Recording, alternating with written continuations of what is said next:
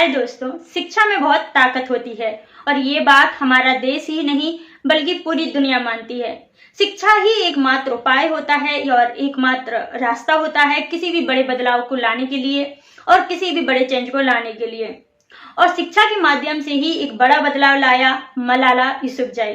मलाला ये नाम तो आपने सुना ही होगा क्योंकि ये नाम एक समय बहुत चर्चा में था, ना सिर्फ इनके देश पाकिस्तान में बल्कि पूरे लगभग दुनिया में ही।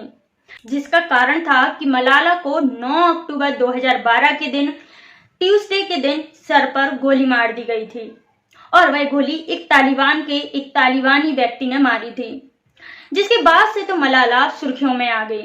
और जिसका कारण था कि मलाला लड़कियों की पढ़ाई पर रोक लगना देना नहीं चाहती थी। वो चाहती थी कि लड़कियों को भी पढ़ने का अधिकार है और मुझे पढ़ने दिया जाए। लेकिन हुआ ऐसा कि जब तालिबान ने पाकिस्तान पर कब्जा कर लिया यानी अपनी हुकूमत जमा ली, तब उन्होंने कुछ रूल फिक्स कर दिए गए, जिस रूल के चलते लड़कियों को घर से बाहर निकलने तक की भी इजाजत ना थी।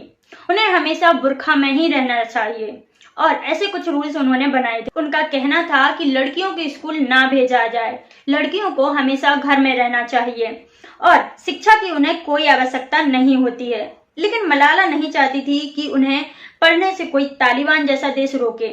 मलाला ना सिर्फ खुद की शिक्षा के लिए बल्कि पाकिस्तान की हर उस लड़की के लिए लड़ी जिसे पढ़ने से रोका जा रहा था।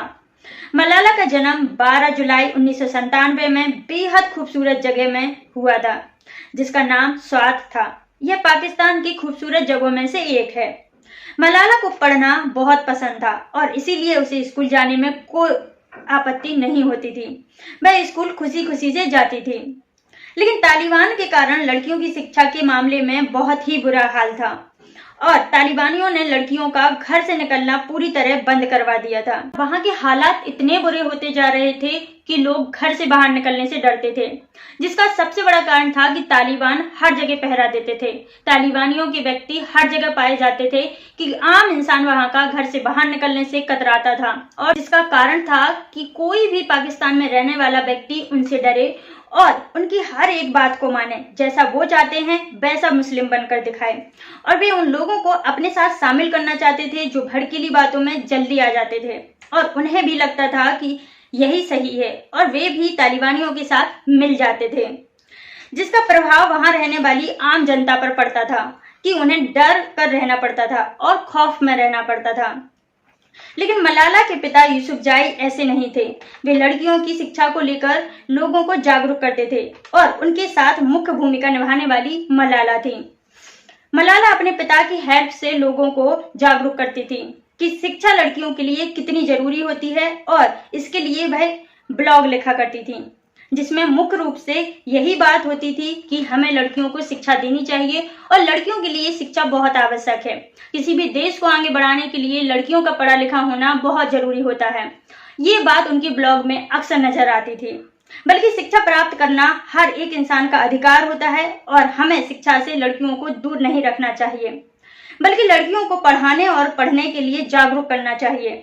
और इन ब्लॉग से लोग जागरूक होते भी थे और समझते थे कि महिलाओं का पढ़ा लिखा होना कितना आवश्यक है और कितना जरूरी होता है। लेकिन इस ब्लॉग राइटिंग के कारण मलाला कहीं ना कहीं तालिबान के खिलाफ होती जा रही थी और तालिबान के खिलाफ होने के कारण तालिबान भी परेशान होने लगा था।